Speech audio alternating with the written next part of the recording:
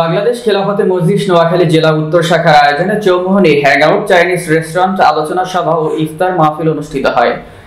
বাংলাদেশ খেলাফতে মজলিস নোয়াখালী জেলা উত্তর শাখার সিনিয়র সহসভাপতি মুফতি ইউসুফ আলী মাদানির সভাপতিত্বে সেক্রেটারি মুফতি মোহাম্মদ শহীদুল ইসলামের পরিচালনায় প্রধান অতিথি হিসেবে বক্তব্য রাখেন বাংলাদেশ খেলাফতে মজলিস কেন্দ্রীয় সিনিয়র নায়েবে আমির আলহাজ মাওলানা ইউসুফ আশরাফ। বিশেষ অতিথির বক্তব্য রাখেন বাংলাদেশ খেলাফতে মজলিস কেন্দ্রীয় সাংগঠনিক সম্পাদক মাওলানা ফয়সাল আহমেদ।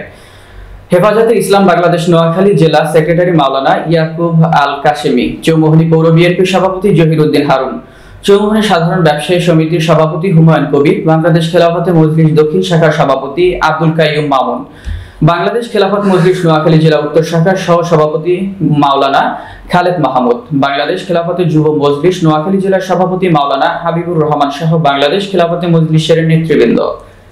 একটা মেসেজ দেওয়া খেলাফত প্রতিষ্ঠার জন্য কি করণীয়, কি কাজ করার দরকার, এই বিষয়ে আমরা প্রত্যেকের জায়গা থেকে একটু একটু করে একই শুভেচ্ছা জানিয়ে আমি আমার বক্তব্য শেষ করছি এবং মায়ের রমজানের শুভেচ্ছা দিচ্ছি। আসসালামু আলাইকুম বলে আমি আমার সংক্ষিপ্ত বাক স্বাধীনতা ফিরে এসেছে, কিন্তু আমাদের গণতান্ত্রিক অধিকার এখনো ফিরে আসেনি। আসছে এই পৃথিবী থেকে সাজাতে আমরা কোরআনকে শুধুমাত্র তেলাওয়াতের পর্যায়ে রেখেছি, তাফসীরের পর্যায়ে রেখেছি। আমরা এদিকে একটু খেয়াল করি, কাউকে যদি ইফতার করা হয় পূর্ণাঙ্গ একটা দুর্দান সওয়াব আল্লাহ পাক।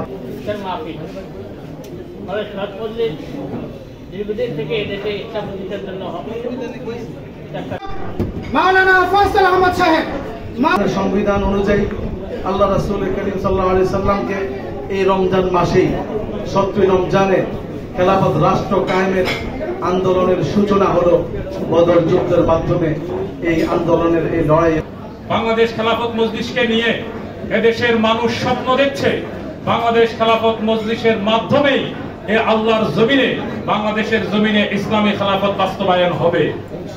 আল্লামা মাহমুদুল হক সাহেব দীর্ঘ ৩ বছর পর্যন্ত কারাগারে ছিলেন। সিনিয়র নায়েব আমির মাওলানা ইউসুফ আশরাফ সাহেব। সারা দেশে একটা বিষয় কিন্তু আলোচিত, মাগুরা সে আসিয়া, কি বলেন সঠিক না? জি। কিন্তু এই দর্শনের শাস্তি মৃত্যুদণ্ড দিতে অসুবিধাটা কোথায়?